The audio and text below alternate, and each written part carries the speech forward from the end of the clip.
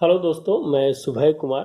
दोस्तों 66 बीपीएससी का मेंस और या 66 सीडीपीओ या बिहार के जितने भी एग्जाम आप दे रहे हैं जिसमें मेंस रिलेटेड है, उसके लिए आज जो हम ला रहे हैं कि एक बहुत ही इम्पोर्टेंट टॉपिक है जो इंडो पैसिफिक रीजन से रिलेटेड है, जिसमें अमेरिका की रणनीति और भारत पे क्या प्रभाव पड़ेगा, इसके लेकर आज हम चर्चा करेंगे।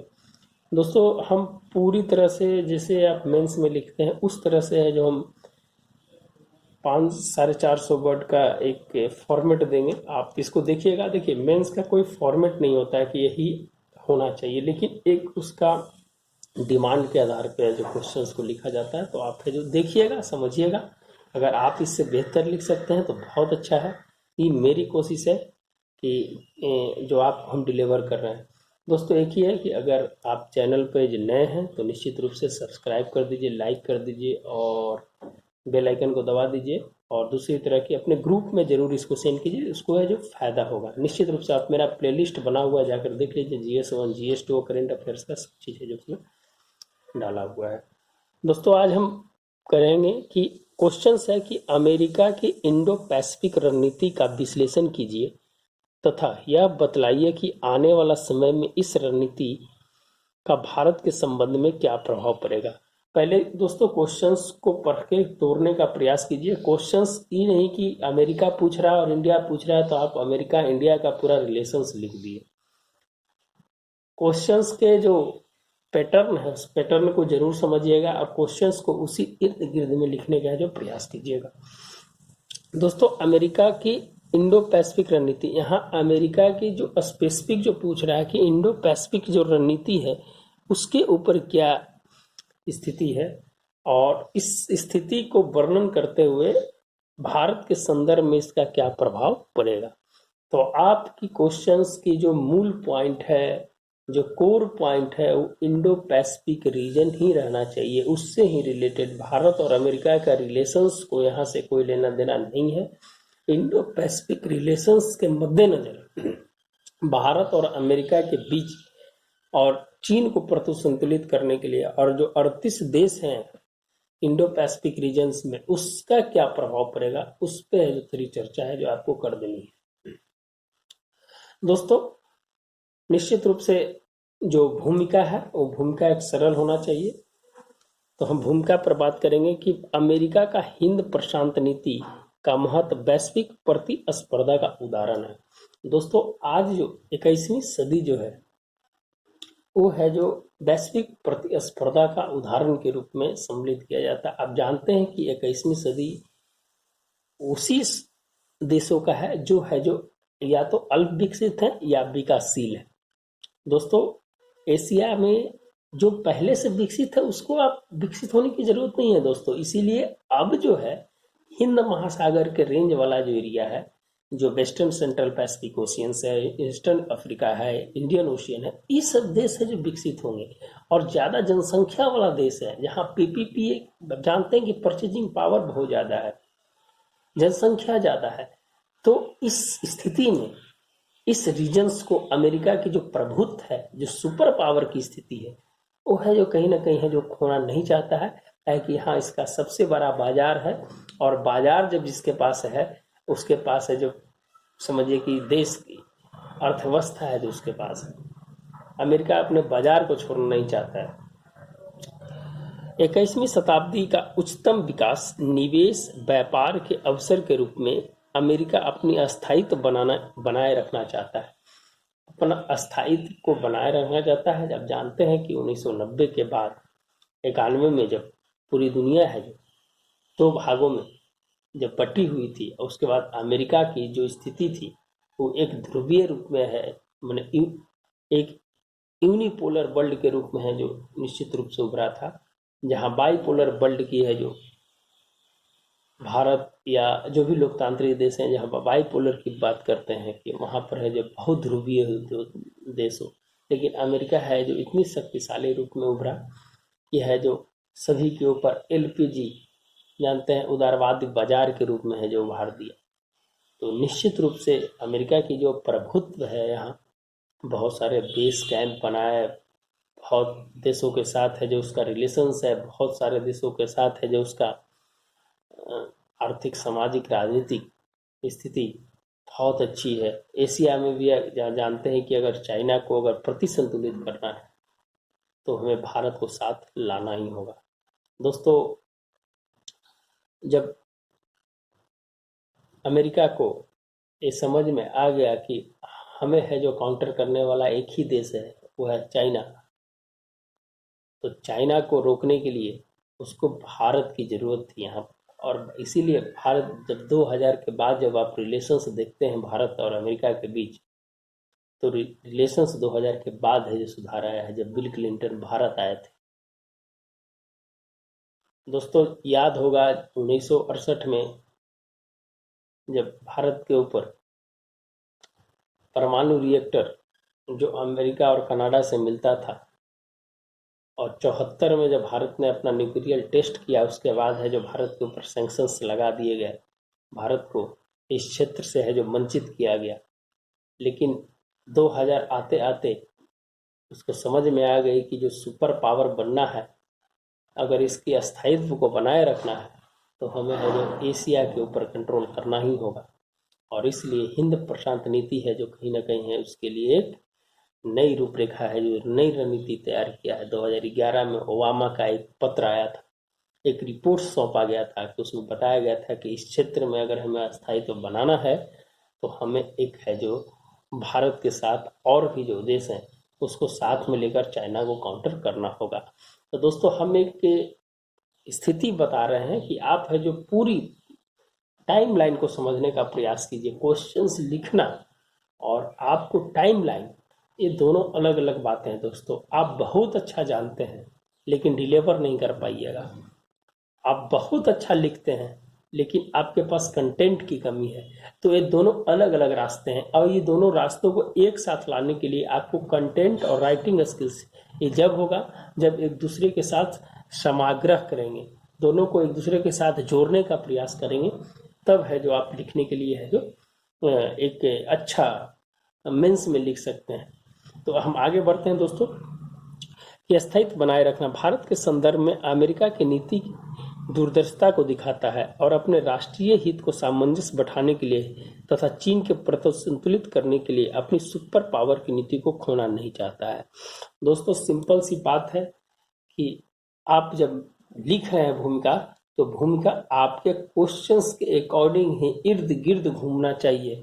जिस तरह मधुमक्खी अपने छत्ते के इर्द गिर्द घूमती है, उसी तरह आपको क्वेश्चंस के इर्द गिर्द ही आपकी भूमिका का है जो समायोजन होना चाहिए। आप यहाँ से भटक जाइएगा तो आपकी पूरी क्वेश्चंस की लय है जो बिगड़ जाएगी दोस्तों। इसीलिए भूमिका आपकी है जो की पॉइंट है क्वेश्चंस का, और भूमिका से ही आपका नंबर मिलता है। आपकी पूरी कॉपी कभी नहीं पढ़ी जाएगी, आपकी भूमिका ही पढ़ी जाती है, और भूमिका को ही आप है जो सही तरीके से लिखने का प्रयास कीजिएगा दोस्तों। हिंद प्रशांत का जब बोला विश्लेषण करना है, तो हिंद प्रशांत क्या है, तो ये East African coast, Indian Ocean तथा वेस्टर्न एवं सेंट्रल पैसिफिक ओशियंस को मिलकर है जो हिंद प्रशांत बोला जाता है। और इसी के अंदर में एक सबसे बड़ा क्षेत्र है दोस्तों, ये साउथ चाइना सी है, जो 13 लाख वर्ग किलोमीटर का है, लिख लीजिएगा। और ये पूरा है 7.5 करोड़ वर्ग किलोमीटर का ये है जो पूरा इंडियन ओशियन है पूरा दोस्तों। तो ये सब चीज़ है जो डेटा आप रखिएगा तो वह आपको लिखने में मदद होगा। इसमें टोटल 38 देश हैं दोस्तों, 44% इसका भूभाग जल क्षेत्र से घिरा है, आबादी 65% है, और जीडीपी 62% है, और व्यापार 66% है। दोस्तों, ये सब चीज़ इसलिए होता है कि क्वेश्चंस की जो डिमांड है कहीं छूट रहा है, तो ये सब चीज़ है जो पूरा करता है। इसीलिए ये सब आपको रखना पड़ेगा, आपको दिमाग में बहुत जरूरी है। और साउथ चाइना सी इसका सबसे बड़ा क्षेत्र है जो साउथ चाइना सी, और सबसे विवादित क्षेत्र है। चीन की विस्तारवादी नीति 9 डैश लाइन जितने भी हैं सब है जो यहीं पर है, और भारत के जो चीन की जो कृत्रिम द्वीप स्पार्टी और पार्सेल जो सब है जो यहीं पर, और विवाद का भी कारण है। जापान से जो विवाद का है सिनाकोकू द्वीप है, ताइवान से है जो दोगांस द्वीप है, तो वो सब चीज़ है जो वहाँ पर है जो आप देखिएगा। ऑस्ट्रेलिया भी बाहर हो गया है दोस्तों। तो आपको हर एंगल से है जो लिखने का प्रयास करना पड़ेगा। और क्वेश्चंस को जब पढ़ रहे होंगे तो बहुत सारी चीज है जो आपके अंदर इंटरेस्टिंग चीज है जो इसमें मिलेगी। इस क्षेत्र पे अमेरिका की रणनीति पर वैश्विक जगत पर पुनर्जीवित करना तथा अपने प्रतिद्वंदी को भारत के सहारे चीन को प्रतिसंतुलित करना, जिसे दीर्घकालीन प्रभाव का एक मूर्ख रणनीति का एक हिस्सा है। दोस्तों सिंपल सी चीज है कि जो अमेरिका जो रणनीति है इस क्षेत्र में अपने को पुनः जीवित कर रहा है तथा प्रतिद्वंदी जो चीन है उसको भारत के सहारे उसे है प्रतिसंतुलित कर रहा है, और इस प्रभाव का है जो रणनीति का मुख्य हिस्सा है। सन 2011 में ओबामा के एक रिपोर्ट में इस क्षेत्र को मुक्त व्यापार, आवागमन की आजादी, शांति व्यवस्था, अवसंरचना निर्माण के लिए घोषणा पत्र जारी किया था, जिसमें भारत के साथ एशियाई देशों को शामिल किया जाना था। 2011 में इनिशिएटिव स्टेप उठाया गया और 2013 से देखिएगा कि भारत के साथ बहुत सारे संबंध हुए हैं। स्ट्रेटेजिक पार्टनरशिप की बात किया जाए, लेमोआ की बात किया जाए, कोमकाशा की बात किया जाए, 2+2 आया, फिर बीका आया, है ना। तो बहुत सारी चीज है। अभी कोरोना काल में जो देख रहे हैं कैसे है, जो 1950 की जो नीति है उसमें संशोधन करके भारत को कच्चे माल दिया, तो हजूद आपात जो कानून था उसको, तो ये सब चीज आपको उसी में करना ही पड़ेगा। वर्तमान बाइडेन प्रशासन ने इस क्षेत्र को मद्देनजर एशिया जार कहे जाने वाले कैट कैम्बल को नियुक्त किया है। दोस्तों एक बहुत ही इस क्षेत्र पे नजर बनाए और उनकी पकड़ जो थी, जो बाइडेन प्रशासन आया तो इस क्षेत्र के लिए एक स्पेशल अधिकारी को नियुक्त किया गया जिनका नाम कैट कैम्बेल है। इस क्षेत्र की स्थिति पर नजर बनाए रखें। एशिया सर्वे रिपोर्ट से कहा है दोस्तों, उस सर्वे रिपोर्ट्स कहता है कि हिंद प्रशांत में किस क्षेत्र की ज्यादा, किस देश की ज्यादा है जो प्रभुत्व है, तो वो है जो एशिया सर्वे रिपोर्ट के मुताबिक अमेरिका की स्थिति इस क्षेत्र में नकारात्मक रही। पहले जहां 80% इसका प्रभाव था वो घट के कितना हो गया है, वो घट के है जो 60% हुआ है। आप यहाँ लिख सकते हैं, हमने वहाँ नहीं लिखा था, आप यहाँ लिख सकते हैं। जहां पर चीन की स्थिति है जो पहले से अच्छा हुई है और भारत की स्थिति है जो पहले से अच्छा हुआ है, जापान का है जो 8% है। ये दोस्तों एशिया सर्वे रिपोर्ट्स है, उस पर प्रभाव करने वाला है जो देशों के बारे में एक सर्वे करती है, उस सर्वे को आप जो यहाँ पर लिख सकते हैं। भारत के साथ अमेरिका के इस क्षेत्र के लिए व्यापार, आर्थिक विकास, सुरक्षा, चीन को प्रतिशोधित करने के लिए चतुष्पाद गठबंधन क्वाड की स्थापना की गई है। दोस्तों क्वाड के बारे में बहुत ज्यादा चर्चा हम किए हुए हैं, आप पहले वीडियो में जाकर देखिएगा। 2007 से इसकी है जो जर्नी स्टार्ट होती है, फिर बीच में है जो जर्नी शिथिल हो जाती है, फिर 2017 में है जो स्टार्ट होता है। तो आप है जो उसको देख लीजिएगा, किसके महत्व को आगे हम बता देंगे। व्यापार के माध्यम से वैश्विक मार्ग को संतुलित करने के लिए तथा शांति, संतुलन, स्थिरता को बढ़ावा दिया गया है अमेरिका के द्वारा। और जो 3 जो स्पेशल रूट्स हैं, हार्मुज जल संधि, मलक्का और बाब मडब, ये तीनों जल संधि जो है उसको है जो सुरक्षित करने का, ताकि है जो समुद्री व्यापार है जो सही तरीके से हो जाए और चीन के प्रभाव से बचा जा सके। सबसे ज्यादा आप जानते हैं दोस्तों कि इसी राशि से भारत का 5 लाख करोड़ रुपया का 5 लाख करोड़ रुपया का है, 55% है जो व्यापार इसी रास्ते से होता है। तो भारत की आप एक्टिस्ट पॉलिसी आप देखिएगा, भारत की एशिया शांति पॉलिसी आप देखिएगा, भारत किस तरह से है जो उस साउथ ईस्ट एशिया और ईस्ट एशिया के देशों के साथ अपना संबंध बढ़ा रहा है।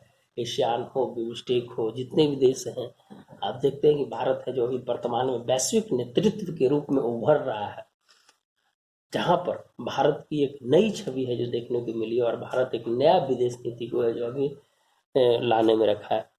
निश्चित रूप से बाजार सुरक्षा के मामले में भारत और अमेरिका की सुरक्षा के दृष्टिकोण से मालाबार अभ्यास जो 1992 से शुरू हुई थी, जो वर्तमान में इस क्षेत्र में शांति के लिए जापान, ऑस्ट्रेलिया, फ्रांस जैसे देशों को जुड़कर और मजबूती प्रदान की है। आप जानते हैं दोस्तों कि मालाबार सीरीज जो होती है अभी है जो 2 चरणों में हुआ था, एक अरब सागर में हुआ था, दूसरा है जो विशाखापट्टनम के पास हुई थी।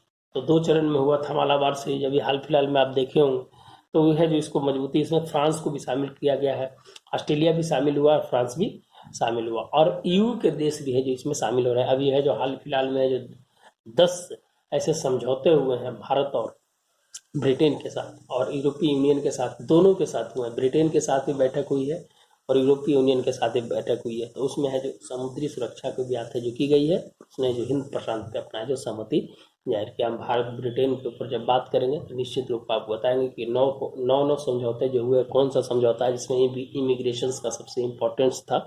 उसमें बहुत सारी चीज़ें हैं जो रक्षा स्वास्थ्य के क्षेत्र में, एक अलग मैटर है। यू के साथ है जो जो संबंध पहले थे, जो बीच में 6 साल चल रहे थे फिर टूट गए थे, और अभी है जो उसका सम्मेलन हुआ है और उसमें क्या क्या कहा गया है यू के साथ, तो उसके भी है जो चर्चा हम करेंगे।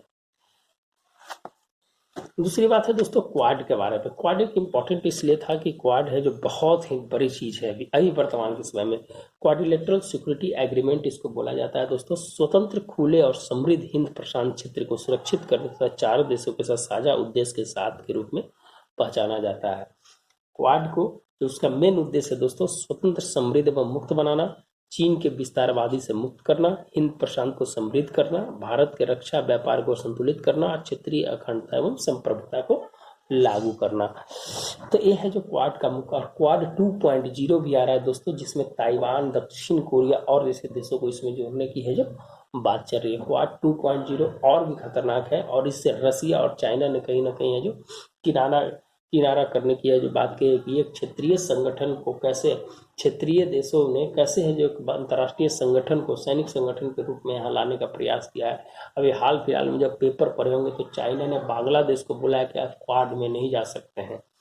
तो बहुत सारी चीज़ है जो अंतर्राष्ट्रीय रिलेशन से जो पल पल बदलती है।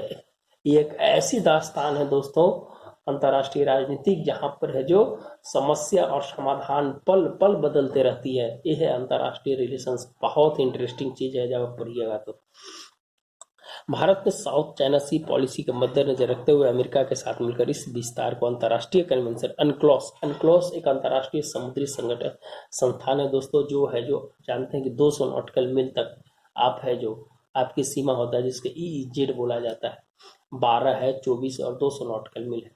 तो ये सब चीज़ें 24 नॉटिकल मील तक है जो आप है जो आप टैक्सेस से वसूल सकते हैं। 24 नॉटिकल मील के बाद होता है जो आप है जो वहाँ अनुसंधान कर सकते हैं वहाँ पर। तो ये सब चीज़ एक अलग अलग चीज़ है जहाँ पर है जो आप बात अनक्लोज की जब करेंगे तो उसकी स्थिति है। इस कानून को मानना है कि इसमें क्षेत्रीय प्रभाव को कम करने या दक्षिण पूर्व एशिया देश तथा पूर्वी देशों के साथ समन्वय स्थापित कर नए शांतिपूर्ण इंडो प्रशांत नीति का समर्थन करना, जिसे चीन की आक्रामकता तथा रेन जाल की कूटनीति को संरक्षण देना मुख्य उद्देश्य है। ये क्या करता है दोस्तों कि जिसमें जो चीन है, चीन का क्या है कि चीन की आक्रामकता और ऋण जाल नीति है उससे है जो मुक्ति करना है। ये जो आक्रामकता है और ऋण जाल की जो नीति है उससे कहीं ना कहीं है जो हटाना है। ऋण जाल की डेथ ट्रैप की नीति बोलते हैं दोस्तों। आप जानते हैं कि चाइना ने बहुत सारे देशों के साथ OBOR प्रोजेक्ट्स में है जो अपना कम से कम 159 देश और 9,000 परियोजनाएं हैं जो OBOR की चल रही है। आपको अगर दोस्तों नहीं पता है तो 159 देश में 9,127 परियोजनाएं चल रही है। और 2049 में है जो OBOR की जब चाइना अपना है जो स्वतंत्रता दिवस मनाएगा 100 साल का, उस समय है जो OBOR को पूरी तरह से चालू करेगा। तो ऋण जाल की नीति से है जो बचाना और चीन की आक्रामकता से है जो कहीं ना कहीं जो उसको रक्षा करना, ये है जो इसकी मूल है जो नीति है, जिसमें अमेरिका और भारत है जो दोनों सहयोग कर रहा है। इसके भारत के प्रभाव क्या है? देखिए हर चीज के प्रभाव पड़ते हैं, सकारात्मक और नकारात्मक। सकारात्मक रहा है कि रणनीतिक स्वायत्ता के लिए है जो ये बहुत ही इंपॉर्टेंट है। अपने एक नई स्वायत्ता होनी चाहिए। क्षमता को मजबूत बनाना, भारत है जो अपनी सामरिक स्थिति को और मजबूत बना रहा है। वैश्विक नेतृत्व में प्रभाव, वैश्विक स्थिति में भारत की अपनी है जो एक नई पहचान बनने वाली है। भू सामरिक अवस्थिति, अपने है जो जो भू सामरिक जो वो सामरिक स्थिति है वो है जो कहीं ना कहीं है जो उसको मजबूत करना, ये है जो भारत के सकारात्मक प्रभाव को है जो दिखाता है। क्षेत्रीय संगठन के प्रभाव में मजबूती, जितने भी क्षेत्रीय छोटे छोटे संगठन है उसमें जब भारत अपने जो प्रभुत्व को जमाना चाहता है। समुद्री सुरक्षा से भागीदारी, समुद्री सुरक्षा में जो किए गए जो है उसमें भारत है जो अपना है जो अभी जानते हैं कि नौसेना संगोष्ठी है जो यूज करता है भारत है जो फ्रांस के साथ है जो एक इसरो का और वहाँ की जो संस्थान है वो है जो उसे सेटेलाइट करता है। फिर है जो आप बिमस्टेक में है जो 3-4 प्रकार का है जो ग्रीन और रेड, ब्लू और ग्रे, ये सब चीज़ का एक है जो व्यवस्था किया है कि भाई कौन सा है जो व्यापारिक के कंटेनर है, कौन है जो भाई समुद्री लुटेरा है, तो उससे एक सिग्नल जारी करता है। वो सब हॉटलाइन से होता है। आप जब पढ़िएगा। जिस कॉमकासा जिस तरह से जो भारत के साथ कम्युनिकेशंस किया है, उस प्रकार से भारत और फ्रांस भी है जो एक है जो नए समुद्री सुरक्षा के लिए एक नई तकनीक का है जो तैयार किया, जो पूरा सेटेलाइट सिस्टम बेस्ड है, जो अमेरिका और फ्रांस मिलकर, भारत और फ्रांस मिलकर है जो रीयूनियन द्वीप के पास किया है। रीयूनियन द्वीप आप याद रखिएगा, रीयूनियन द्वीप। इसका नकारात्मक क्या, चीन के साथ संबंधों में नकारात्मक, देखिए कई विदेश के साथ अगर आपका जो एक तो रिलेशंस है जो बहुत ही तल्खी के साथ अभी गुजर रहा, और है जो क्वाड आने के बाद भारत और चीन के रिलेशंस और भी है जो नकारात्मक हो जाएंगे। क्षेत्रीय असंतुलितता है जो बढ़ जाएगी। अर्थात विदेश नीति, भारत की नए विदेश नीति के रूप में परिवर्तन हो रहा है, आर्थिक प्रभाव पड़ेंगे, और क्वाड से रूस चीन को चुनौती का नकारात्मक प्रभाव है जो पड़ेगा। तो दोस्तों ये है जो क्वेश्चंस का है जो कोर था, इसके है जो हम लिख रहे थे। दूसरा है दोस्तों कि निष्कर्ष अगर इसका हम देखें तो इंडो पैसिफिक क्षेत्र एक उभरते आर्थिक रणनीतिक रूप में केंद्र बना है, एक नया है जो केंद्र के रूप में है, रणनीतिक केंद्र के रूप में, जो 21वीं सदी को महत्वपूर्ण प्रतिस्पर्धा का मुख्य क्षेत्र है, जिसमें अमेरिका अपने वैश्विक प्रभुत्व को बनाए रखना चाहता है। वही भारत वैश्विक नेतृत्व के रूप में उभरा है। चीन की बढ़ती अर्थव्यवस्था दोनों देशों के लिए मुख्य प्रतिस्पर्धा है, जो हिंद प्रशांत क्षेत्रों में संतुलन बनाना और भविष्यगामी दूरदर्शा का स्वरूप है। इसके लिए वैश्विक संतुलन की वर्तमान में आवश्यकता है। इसे इंडो पैसिफिक शांतिपूर्ण नीति का समर्थन आवश्यक। दोस्तों ये था जो पूरा क्वेश्चंस का सार था। आप जो देखिए, अगर अच्छा लगता है तो निश्चित रूप से लाइक एंड सब्सक्राइब जरूर कीजिए, और कुछ भी अगर और इसमें ऐड करना है तो आप है जो ऐड कर सकते हैं। तो दोस्तों आज के लिए इतना ही, फिर कल एक नए टॉपिक के साथ आपके साथ हाजिर होंगे, और इसी साथ है जो इसी तरह से चलता रहेगा। मैं भी बीच में कुछ दिन नहीं आ पा रहा था, कुछ कारण थे। तो दोस्तों निश्चित रूप से सब्सक्राइब और लाइक जरूर कीजिएगा दोस्तों, मेरा एक ही है जो कि मानक। और एक चीज़ है जो आपको बता रहे हैं कि एक इस सरकार के द्वारा एक है जो जारी किया गया है, ये पूरा जो सरकार की योजना है उस योजनाओं के बारे में है जो हम बताएंगे। इसमें पूरा योजनाएं हैं दोस्तों, ये जो है पूरा सरकार की योजनाएं जो है, तो पूरा योजनाएं हैं, इसको है जो मैंने पूरा टिक आउट कर दिया है, और इसमें जो ऐड करना था उसको ऐड कर दिया है। तो आपको एक बुकलेट भी अगर आपको चाहिए तो आप हमको बताइएगा, हम इस बुकलेट को आपको हम दे देंगे। इसमें बहुत सारी चीज़ है जो आपको GS1 GS2 और ऑप्शनल जो भी होगा उसके लिए भी काम करेगा। ये पूरा बुकलेट है दोस्तों, भारत सरकार के द्वारा जारी किया गया है इस बुकलेट को। तो इसको मैंने पढ़ा है, देखा है, बहुत ही अच्छी बुकलेट है ये। तो अगर आपको इसका डिस्कशन चाहिए तो डिस्कशन हम इसका देंगे। ठीक है दोस्तों, मिलते हैं एक नए वीडियो के साथ। धन्यवाद।